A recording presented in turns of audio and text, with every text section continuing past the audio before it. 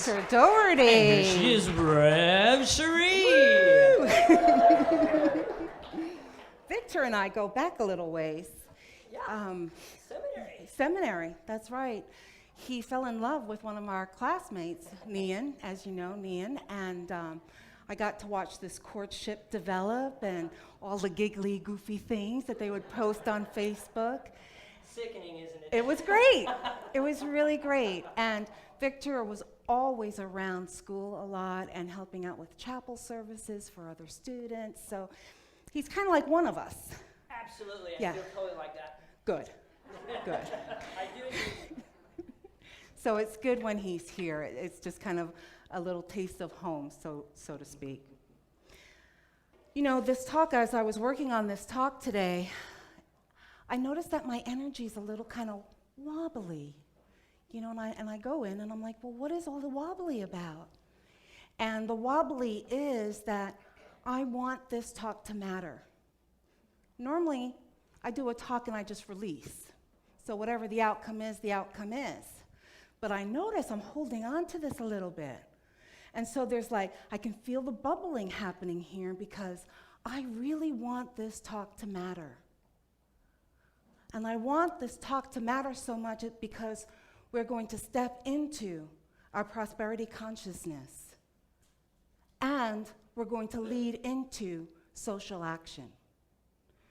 And for those of you who were here during the hiring process, you know that social action is just a for me. You know, it's just one of those things that grab me and says, if we are raising ourselves in consciousness, if we are dealing with the principles that we know and love so much, then that needs to translate outside these doors. So I'm just letting you into the inner workings here, and I just want to release with you right now the outcomes. All right? Thank you. Did you know that in this zip code, right here where this church is located, that 22% of the residents are living under the poverty level? 22%. And if you go down on 9th Street and you cross over Iowa, 43% of those residents are living under the poverty level. Under the poverty level. Now, I know some of you are like, well, those numbers are going to be slightly skewed because we have a college population here, you know, and so they tend to be low earners. And yes, that does have an impact, but that does not account for all of it. For example, I read an article in the Lawrence Journal World entitled Poverties in Lawrence Families Above the State Average, in which they said even if they factored out the college population, the poverty levels will still be considered high. The poverty levels would still be considered high. And I think, wow, what's the reason for that? I mean, I'm a new transplant here. What could that be? And I've heard some of the rumblings, you know, high taxes. I've heard the increase of housing. The cost of housing is really high. Some of the laws that have been recently passed. And of course, the impact of the university as well. And then I think, well, I don't have the answer. I don't have the answer on how to stop and end poverty. But what I do know is that we can do something to alleviate the pain and suffering. And what we can do is we can tap into our own resources and leverage that. And we have a lot of resources. We have spiritual, intellectual, emotional, physical. Those are all resources. And we've spent the last few weeks talking about our spiritual resources and the truth of what we are. That in our essence, we are ageless. Ladies, did you hear that? Ageless. We are eternal, and we are whole. Ageless, eternal, and whole. that inside here, there are possibilities and wisdom that we haven't even tapped yet. There is a kingdom of riches within us. And so then I ask, well, why don't we see ourselves as abundant? Why don't we see ourselves as abundant? Well, perhaps one of the factors is that we spend so much of our time comparing ourselves to others. The grass looks mighty green over there. And when we do that unequal comparison, which we are known to do, it always looks good over there. Or maybe, since we are all seekers of enlightenment, we've bought that claim that we need to abhor money because money is not of the spirit. Okay? But I really think that it's quite simple. That we just aren't able to see our abundance. To see our abundance. I'll give you an example of someone in my life. A family member. She has not been able to work for over 20 years. Her house completely paid off in full, there is no mortgage. Her car completely paid off, no car note.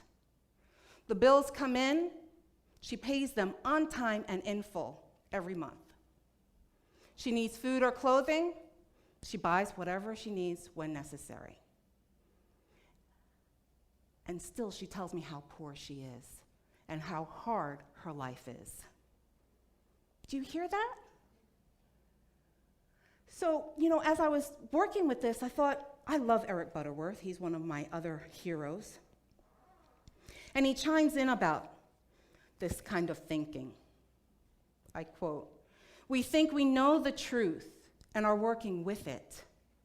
We think we believe that God, allness, presence, source, is the only presence and power in our lives. But we turn around in fear that our bank account will not hold out. But we turn around in fear that our bank account will not hold out." Butterworth brings up a really good point. What do we really believe? Do we recognize that the world is spiritual and supported by spiritual laws? That the truth is all is spiritual. And our reason and purpose for being here is to realize this and use those spiritual laws. And use those spiritual laws. And then from that clarity and truth, we then are able to attract good to us that is there for us. And I think one of the ways that we can encourage this for us to be able to see our own abundance and riches is just one small little thing. To see the wonder in the smallest of blessings and feel the gratitude. See the wonder in the smallest things and feel the gratitude. Slowly, that allows us to open our eyes to the richness, the fullness that is our lives. And it can't help but then grow, because we know what we focus on, what? It increases, it expands. And our life becomes expansive and large and overflowing. And we share that with other peoples because we can't help but do that. As light workers, we care about the world and about helping other people. So as my life is overflowing, I am blessing other people. If, of course, it's really difficult to share those things that we think we don't have. We can't share those things we think we don't have.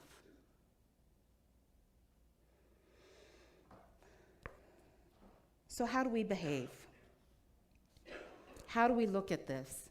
We look at this as Butterworth writes, you are a spiritual being, and your life is lived from within out. From within out. Relax, let go, and let life fulfill itself in you and as you. That's the space that we need to be in if we want to transform this world. We cannot transform this world from lack consciousness.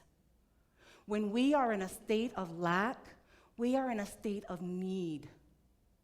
When we are in a state of lack, we are in a state of need. It's impossible to give when we are in need. And any attempts at giving really just blocks the energy of abundance, because when we are giving from that place of need, of lack,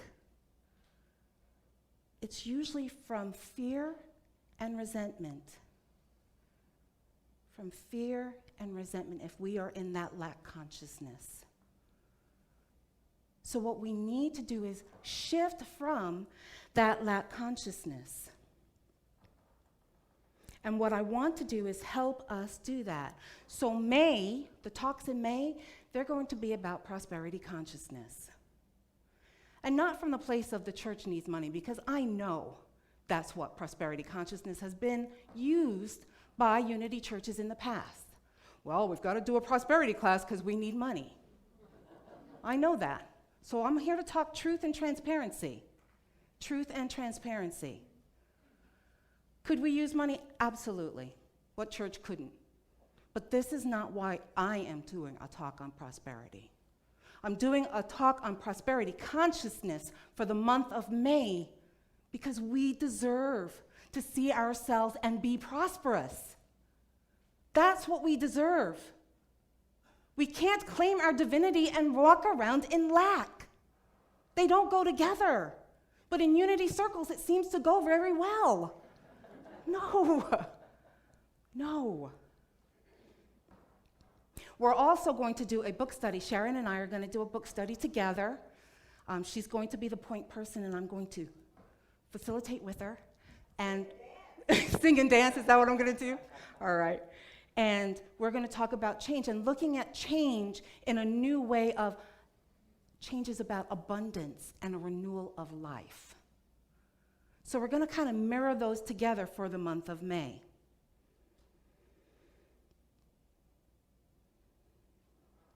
So today, what I'm really wanting to do is to set it up. I'm trying to set up the month for you, to talk about the possibilities. The possibilities. And I found this model called the Giving Circle model. And I think that we can harness that for our own usage here. So I started off this talk by talking about the poverty level stats, right? What feelings came up for you or thoughts came up for you as you heard those huge numbers? It wasn't rhetorical. This is the time to chime in. You can do something about that. Good. What else? Huge need. Anyone else? Fear. Because? Uncertainty. Yeah, when I read those stats, I thought, oh my gosh, this is a huge issue. How am I going to be able to tackle this? Oh my gosh. And then the next thought that came into my mind was this verse. For where 2 or 3 are gathered in my name, there I am with them.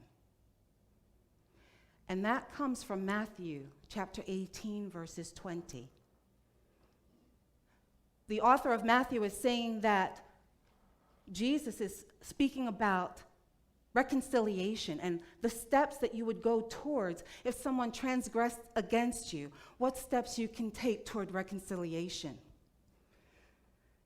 And then at the end, he says, for where 2 or 3 are gathered in my name, there I am with you. There I am with you. So we can look at this energetically, right? That when we sink in with each other, that energy grows and gets larger. That's why we do group meditation, because that's a growing of energy. So whether we're doing prayer or meditation or reconciliation with each other, there's an expansiveness of that energy, of the I am presence. And so what that means is when we come together, we can do amazing miracles as opposed to going it on our own. I mean, all you have to do is look around at the garden here to see that law in action. You know, if one person was doing that, they'd still be working on that, wouldn't they? Probably till fall. But together, we can do some incredible things. So I want to talk about the giving circle.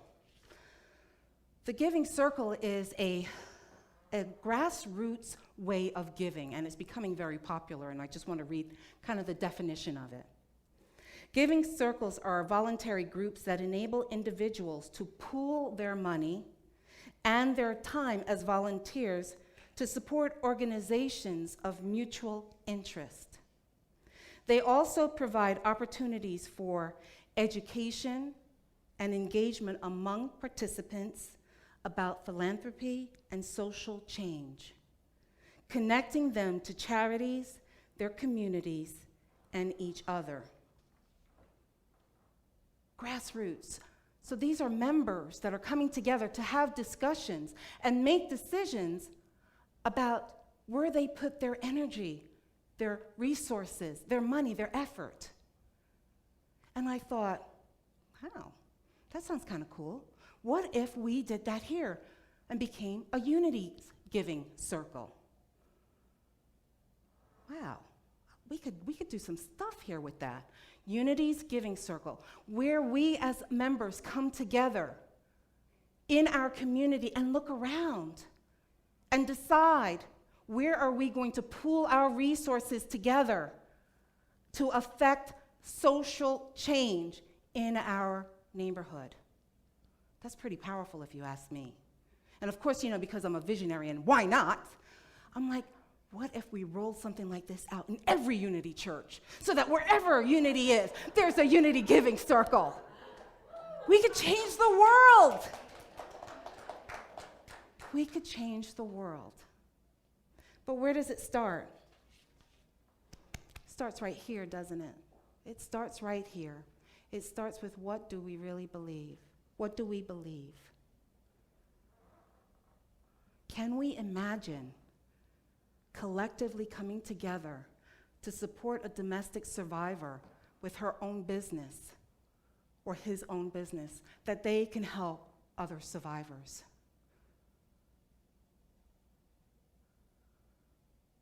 What if we impacted women, young women, that they can become the leaders and visionaries in ways that we couldn't even imagine? That's just really powerful. But it all begins where? Here. What do we believe?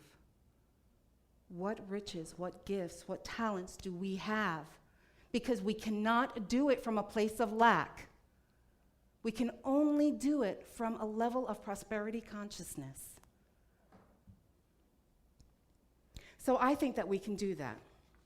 So my call to you is, are you willing to let go of lack? Yes. All right, good. Then I'm going to ask you to join with me in May for this conversation. All right, for the month of May, we're going to be talking about prosperity. And I also want to, you know, I'm big on not just what I say, but what I do, right? So I'm going to ask the ushers if you would please give each person one of these sheets. It should be on the table if you don't have one already. And just pass this out to each of you.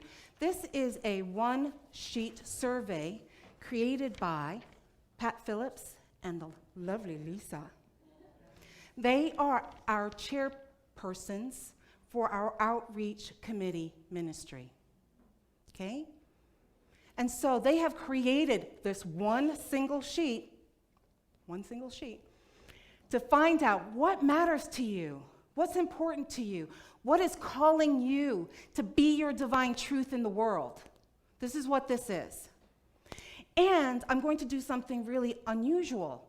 I'm going to ask you to fill it out here before you leave, and I'm going to give you the time to do that. How about that? Because you know when these things go home, I never see them again. So, but what I want you to be aware of is that we're going to take this into meditation.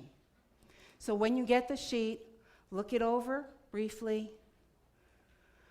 Victor is going to serenade us and prepare us for meditation. And then I'm going to take you into meditation with this as a tool. Thank you, Victor.